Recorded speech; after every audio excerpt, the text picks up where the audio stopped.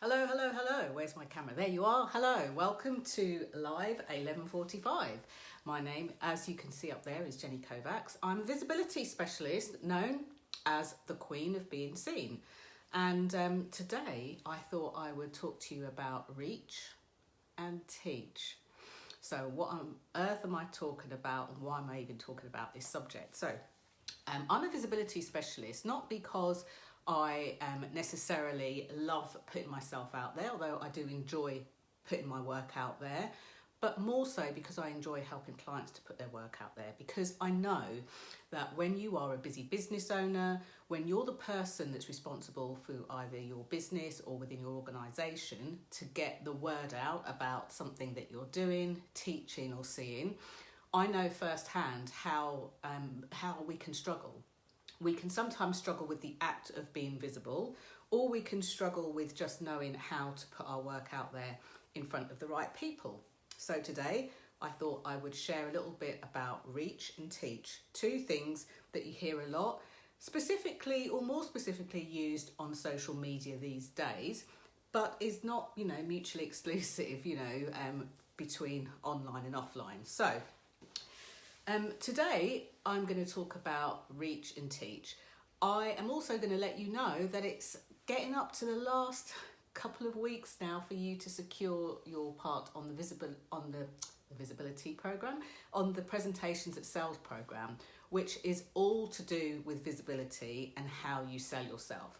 And some of these nuggets that I've been sharing over the last couple of weeks have been like tiny pieces taken from the deeper system, the system that is designed for you to use as a framework so that you can pick out the pieces you need and that you can start putting your work, your podcast, your book or books, your programs, your movement, your thoughts, your zone of genius in front of the people who you know want it most, need it most and would love it too. So today, let's talk about reach and teach, and I'm going to just talk about a couple of things just to clarify sort of why it's important. You would have heard me say that the most visible people are usually the people that get the gigs, they get the work, they get the kudos, they get the feedback, they get more of being able to do what they love, more of being able to make a difference to people's lives. Usually this manifests itself as they get paid more, they get more promotion, they get more life satisfaction, and actually they get more time to do stuff with their kids, with their families, with their friends, and with themselves. These people are very acutely aware of any barriers or gaps that they've got in their knowledge, and even though they don't know how to fill them, they identify quite quickly they need to be filled. Because it seems that this all goes hand in hand, and this is where visibility when it comes to reach is concerned. Now, specifically on social media, and when I say social media, let's go across all platforms from LinkedIn to Twitter to YouTube to Facebook, the groups, the pages, the personal pages, the business pages, to Instagram. And now I noticed just this morning that you can, of course, put stories on Facebook and have been able to for a long time. You can, of course, share stories on Instagram and have been able to for a long time. But just recently, they've been rolling out LinkedIn stories as well. So I hopped on there this morning, saw it was there, thought brilliant, kind of sharpened my teeth into it by putting stories out on both Instagram and Facebook. So I have a sense of what is going to be absorbed well by my typical LinkedIn client. And the reason that I start with that as an example is when we're talking about reach, people often make that in their head to mean reaches lots of people, goes viral, gets a gazillion likes. And the truth of the matter is, depending on whereabouts you're posting and who your audience is, you might post and get a lot of engagement, or you might post and not have any comments or many likes. This is a typical thing, and people often get hung up with it being about their content. And there's a couple of reasons it happens. There's 3 specific reasons it happens, and I'm going to share those in just a second by way of tips, so that you can start to have a look at where you might need to kind of, like, think of it like a compass that's guiding you to a specific point on the map, north, south, east or west. It will help to guide you and steer you towards where you're aiming to go to. Okay, there is no one size fits all, and I'm a firm believer in providing a framework that you can hang yourself, your personality, your work onto, so that you can move forward and make it work for you. I don't want it to be so restrictive that you end up tearing your hair out and wondering which way to go. So do just consider that when it comes to reach, there are these 3 very specific things to think about. But also when it comes to teach, it's the same thing. So with reach, I often hear people say, I want to reach X amount of people. I want to have double my connections on LinkedIn, or I want to have 1,000 followers on my page, or 100 or 50 in my group, or something like that. So they do that numerically, and that's what they're striving for. And most often, you see this all the time in people's branding. They'll say, aiming to work with 1 million women to free them of dietary constraints, for example. I remember interviewing a few years ago a lady called Laura Doyle, and she wanted to end worldwide divorce, like unnecessary divorce. So she helps couples that are in a relationship that might not be kind of panning out exactly how they wanted it to, and as long as there's no abuse in the relationship or anything kind of sinister going on, she wants to save marriages. Many of us have a vision in our business, so I always say start with a vision. That's kind of like the nucleus of everything. Start with a vision, because if you don't know where you're aiming towards, you don't know which way to go.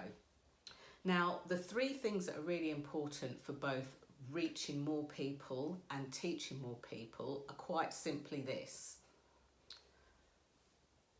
The first thing is, who are you speaking to? Who's your audience? And any of you that are marketeers or marketers will know it's really important to have a strong brand message. But what happens is people sometimes, especially the busy business owners, and I put my hand up as one of those, especially the solopreneurs or one-man band businesses or one-woman band businesses or one non-binary band businesses, we can sometimes get stuck in the, but my work helps everyone.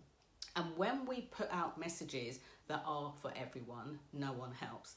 Now, this is like a full contact sport here, because the truth of the matter is, whether it's just you in the business, a handful of you, a team, whoever the person who's created the vision and the business thus wants more visibility, it's down to you.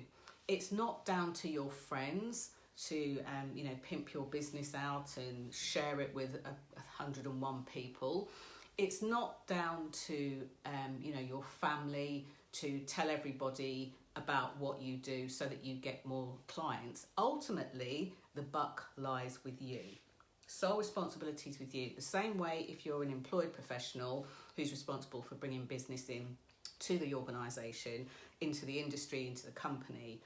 At the end of the day, that target, as in sales target, is on your head. I don't mean target in a sinister way, but the sales target, the piece that you need to hit, is on you. And you can blame, my community aren't really into collaboration. Oh, they're jealous because they do the same thing as me. Or, oh no, they just don't get it. You just don't understand it. Or, no, they're definitely not the right people. It doesn't matter what reason or excuse you come up with, the buck lies with you. So making sure that you're clear on who you're speaking to is of paramount importance. And if you really are convinced that you can do everything to save the world, then perhaps break it down. Well, which part of the world are you going to save first? Is it going to be the children, the adults, Is it going to be the dog owners? Is it going to be the people who are overeating? Is it going to be the people with anxiety? Is it going to be the people that are working in a corporate setting? Is it going to be the people who are working in a business setting? Are they going to be the people that are working from home and struggling with all the technology? Pick one part that you're really great at helping and go there. Second piece, business model. there comes a point, and I say this very carefully, when you're looking at reach and teach, there'll be different things for different budgets. Now, I don't believe in the whole restrict yourself because, you know, people haven't got money and all of that type of things. I just don't live that way. I don't live that way. It's like walking into a supermarket. If you want best brand cornflakes, for example, and you have the money and you want to pay for it, or you have a desire for them and nothing else will do, you might even borrow the money. You might even pull together, you know. But if you really don't care and you're like, I'm just going to go for cheapest chips, don't care how they taste, got to have it done, they're not for me anyway, you know, any of that sort of stuff, then you're going to go for the different thing. So allow your clients to do the same. Don't try and build a business around what you think people will buy. You know, so many times, you know, especially when I'm working with people privately, I'll find out like where they're heading towards, how they want to be visible, where they want to sell their services, because ultimately there's no point you putting yourself out there if you don't sell anything. You know, it's enough to put a workshop out there and not fill it in the way that you want to, or fill it full of people that aren't suitable. But it's another thing to only ever be selling or trying to sell one thing and it never ever sells. You know, I've had many times in my business where I've had things not sell, not seem to work, but I've had other things to be able to sell, and that's what makes the difference. So build your business model in a way that suits you. And the other biggest mistake that I see a lot of people make is they do some judgment piece on, and they judge, and when I say judge, they prejudge, they make an assumption about what they think the person can afford, what they think the person will like, rather than just putting it out there. And it's a bit like, again, I'm going to use a supermarket analogy, standing in a supermarket, and as people come in, you're like, should I give them this magazine? No, I'll give them this bit of paper instead. Do they want this type of coffee? No, actually, I'm going to give them this different one instead, because they look like they can afford it and they can't. And we do that every day. And I know that sounds like a silly example. We do that every day. Even when I've worked with organisations and networks, and I've helped them to position how they're visible in front of their clients and sell stuff. Things from high-end products to wedding dresses and retail, very nice retail and evening wear, to holidays, to memberships, to recruitment, all sorts of different things. And each industry almost does the same thing in their own way. They make prejudgments on what they think people can or can't have, and that damages the business part. And the reason why that's important is because that can affect your reach, both your audience piece and the business piece.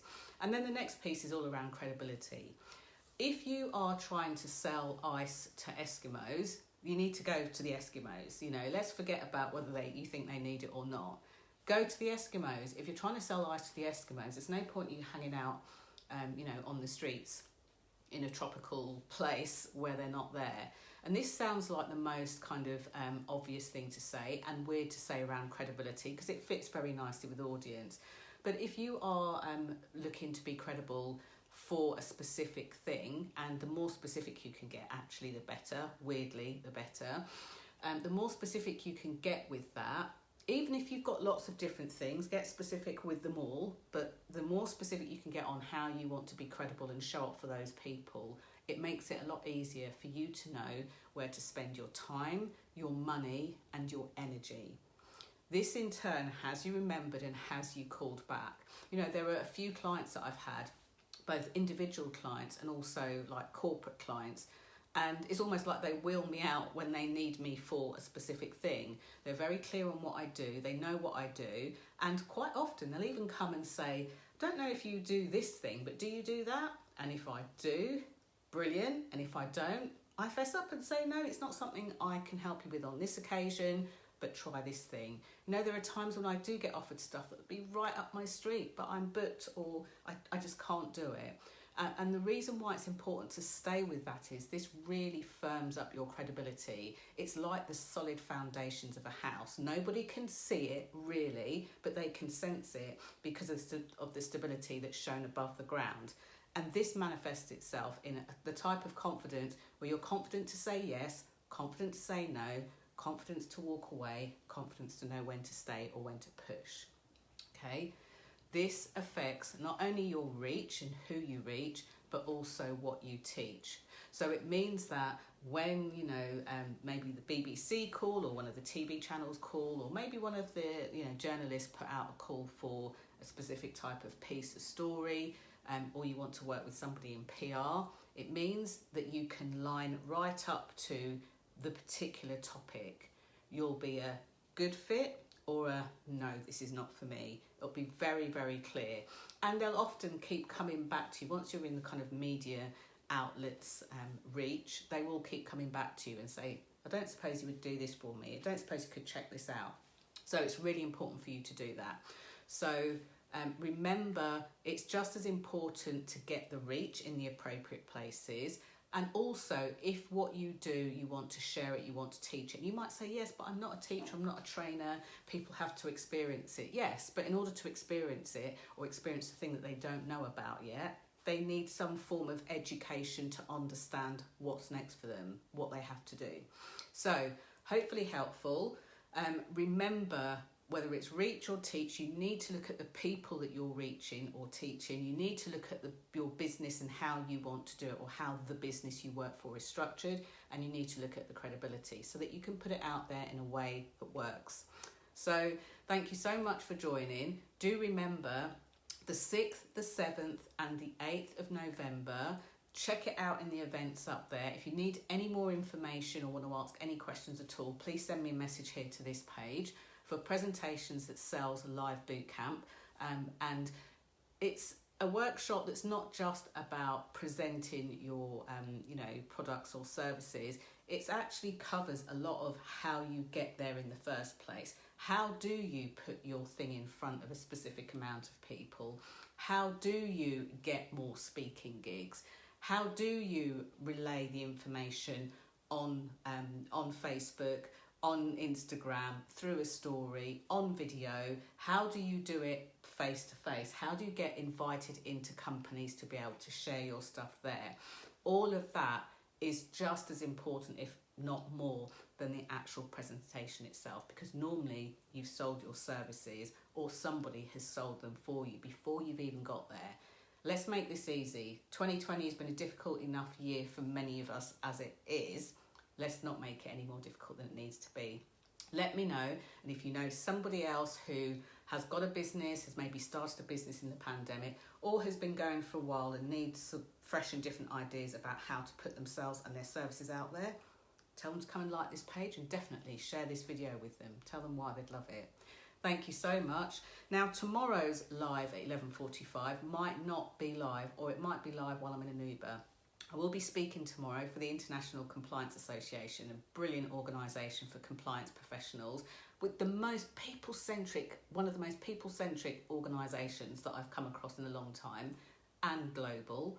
I'll be speaking for them. So depending on my whereabouts of where I am at 11:45, you'll either get something live from a taxi, or you might even get a pre-recorded live, so that we can still keep this journey together. Thank you so much, and I look forward to hearing what you do in the comments below, and hopefully meeting you at the Presentations That Sells Live Bootcamp. See you soon. Bye for now.